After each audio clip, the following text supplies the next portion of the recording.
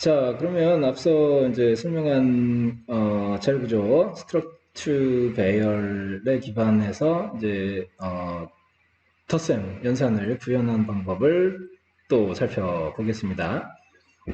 여기서는 이제 padd라는 이름으로 이제 덧셈 함수를 구현을 한 겁니다. 그래서 padd라는 함수를 호출을 할 때 일단 이런 정보들이 다 넘어온다라고 가정을 하는 거죠.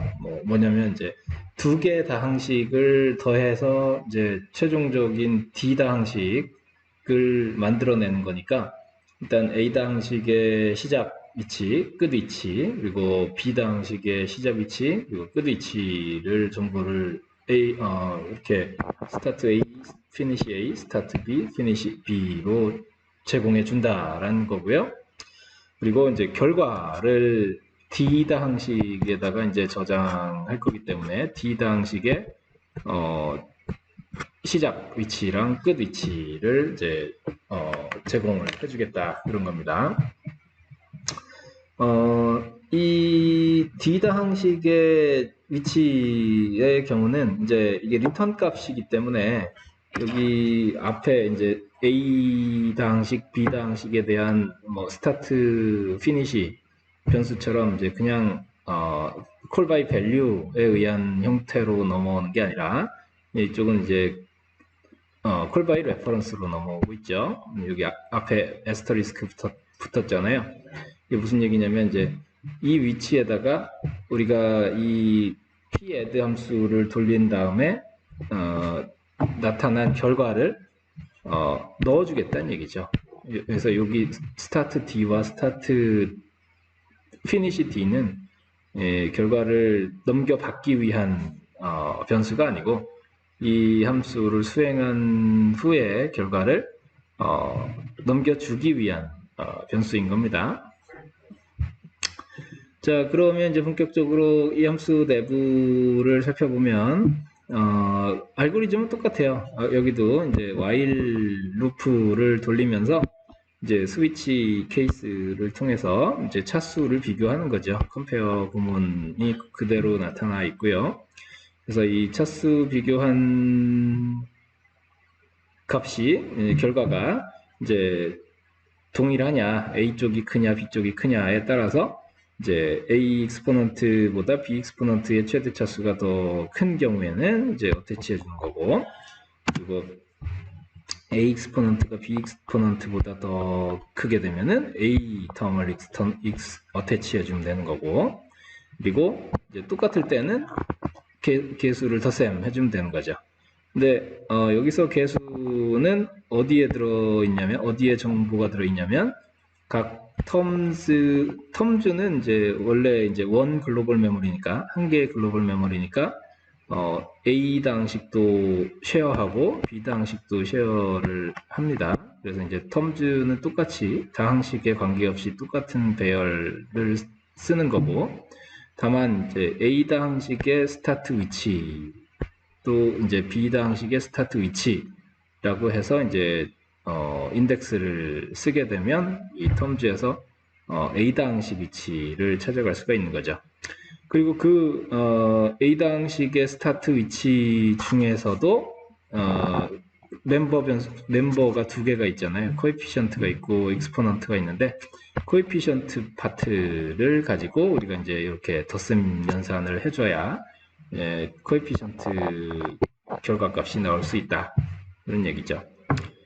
그래서 이렇게 되면 이렇게 생성된 코에피션트 값을 익스포넌트하고 같이 이제 해서 이제 어태치 D 당식 쪽에 어태치 해주게 되면 이제 덧셈 결과가 생성이 되는 게 되겠죠.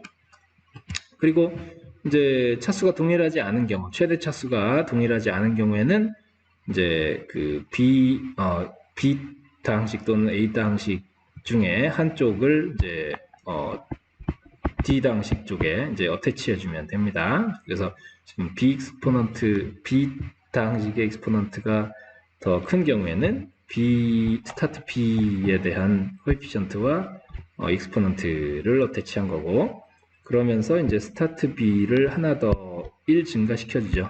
이거는 무슨 얘기냐면 스타트 B 당식이 이제 그 여기서부터 여기까지인데 여기가 스타트 B고 여기는 피니시 B잖아요.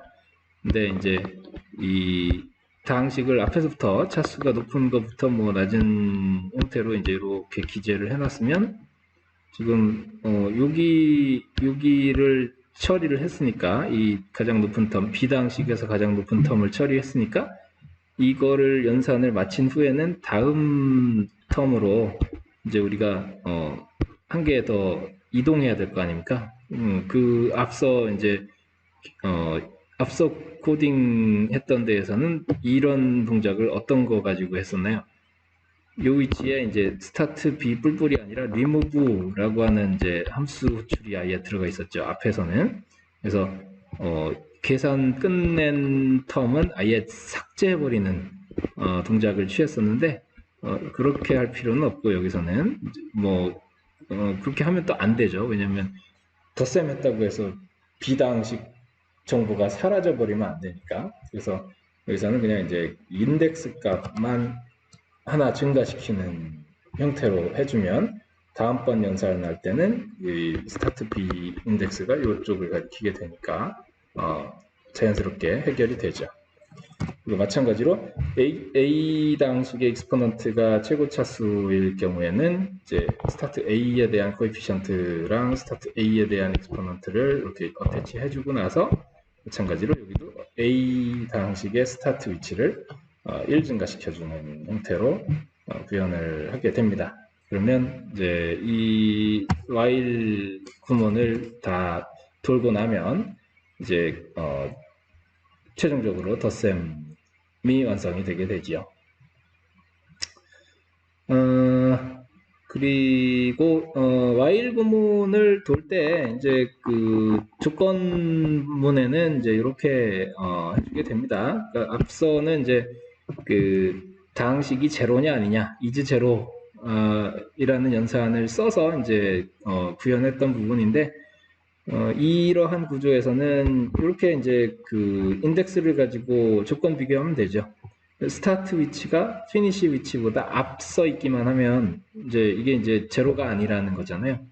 뭔가 텀이 있으니까 이 A 당식의 정보가 배열상에 이제 기재가 되게 되는데 당연히 스타트 위치가 피니시 위치보다 앞에 있을 때는 뭔가 기재가 돼 있다는 얘기고 그렇지 않고 이제 스타트 위치랑 피니시 위치가 뭐 같다 그러면 이제 텀이 이제 존재하지 않는 거니까 이렇게 정방향에 있을 때 스타트 A와 피니시 A가 정방향으로 나열되어 있을 때에 한해서 while 루프를 동작시키게 해주면 된다.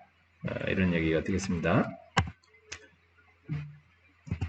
자, 그리고 나서 이제 덧셈은 이제 다 했는데 덧셈을 하고 나서 이제 그 최종적으로 한 번 더 우리가 고려해 줄 필요가 있는 게 어떤 부분이냐면 이제 양쪽 중에 한쪽이 연산이 다 끝나면 그러니까 그 한쪽 다항식이 다 소진이 돼 버리면 이제 이 while 조금 전에 말씀드린 while 조건문은 동작하지를 않잖아요. 그러니까 이 while 조건문은 어떤 형태냐면 A 당식에도 현재 계산할 텀이 남아 있고 동시에 end 그리고 B 당식에도 현재 계산해야 되는 당식 텀이 남아 있을 때만 이제 돌아가는 부분이고 그 중에 하나가 소진돼 버리면 그러니까 뭐 A 당식 쪽에 계산을 다 마쳤고 B 당식 쪽에는 아직 계산할 남은 당식 텀들이 남아 있다 그러면 이제 이쪽에서 더 추가적으로 계산이 돼줘야 됩니다. 그래서 그런 경우에 이제 남아 있는 당식 전부를 결과 당식에다가 쭉 어태치해 주는 동작이죠. A 당식에 대해서 이렇게 해주고 B 당식에 대해서도 이렇게 해주면 어태치 쭉 결과 당식에다가 추가해주면 이제 되겠습니다. 이거는 이제 그 별도의 계산 없이 그냥 그대로 추가 어태치만 해주면 되는 이유가 그 한쪽 다항식이 이미 다 소진되어 있기 때문에 뭐 동일 차수의 다항식 텀이 이 소진되어 있는 다항식에 남아있을 이유가 없잖아요. 그래서 그냥 그대로 갖다가 카피해주면 되죠.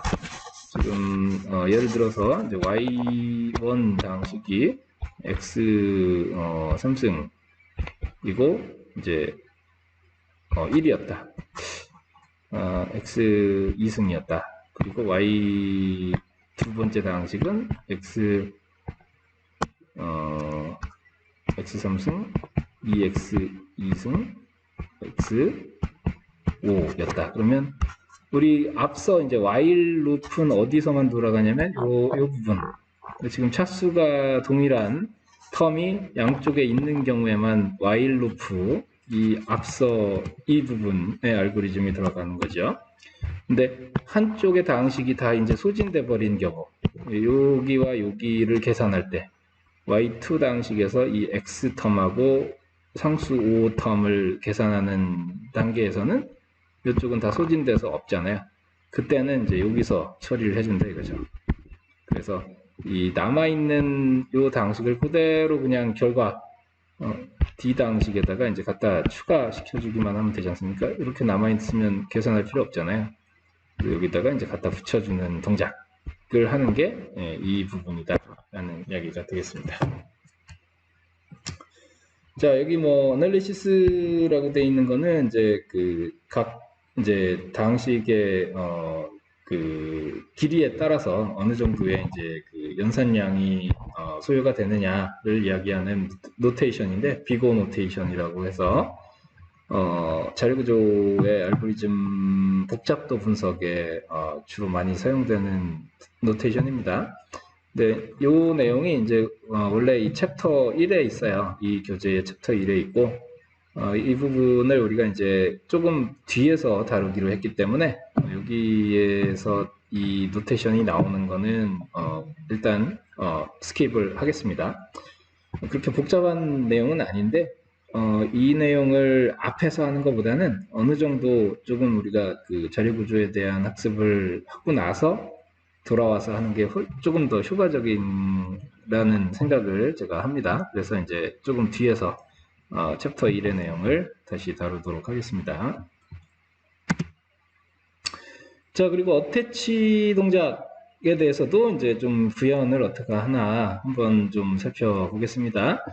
여기서 어태치는 이제 그 앞서 봤던 코드죠. 그러니까 우리 요 바로 전전 슬라이드에서 어태치 계속 나오는데 이 어태치를 여기서는 어떻게 구현을 했길래 이 어태치를 쓰나 이제 생각할 수가 있겠죠.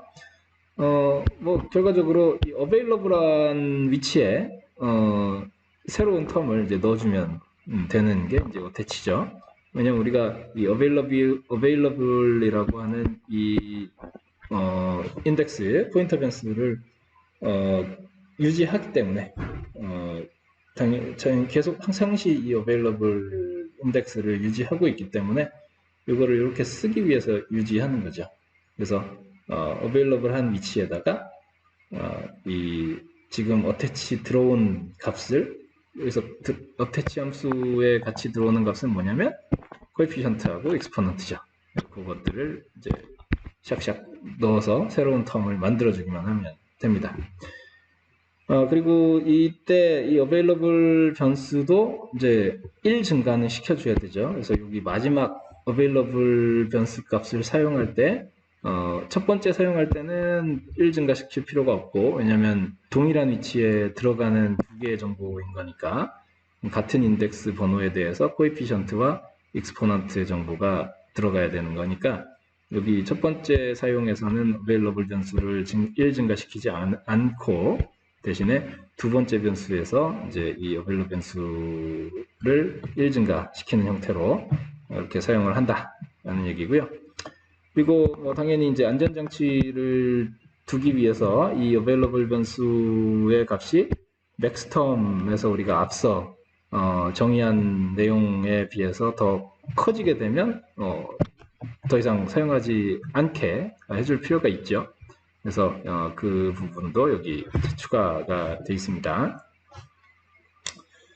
자, 그러면 이제 이 방식의 경우에 조금 이제 나중에 이제 조금 문제가 될 수 있는 부분이 뭐냐면 컴팩션이라고 하는 동작이 조금 이제 요구가 될 필요가 있어요. 왜냐면 이제 이게 어레이에 이제 저장을 하고 있고 우리가 이 어레이에 대한 관리 측면에서 이제 항상 발생하는 이슈 중에 하나이기도 합니다.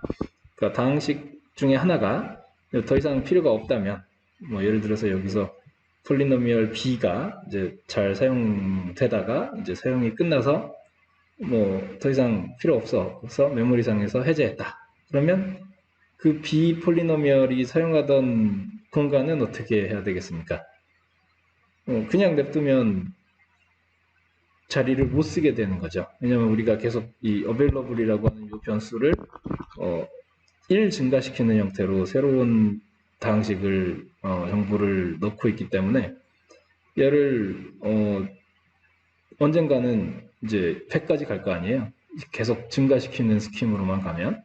근데 앞서 이제 폴리노미얼 앞서 위치에 저장되어 있는 폴리노미얼 중에 안 쓰는 게 있다. 그래서 더 이상 안 쓸 거면 이제 해제해 놓은 공간이 생기는 거니까 그 위치에 다른 폴리노미얼을 또 넣어줄 필요가 있는 거잖아요.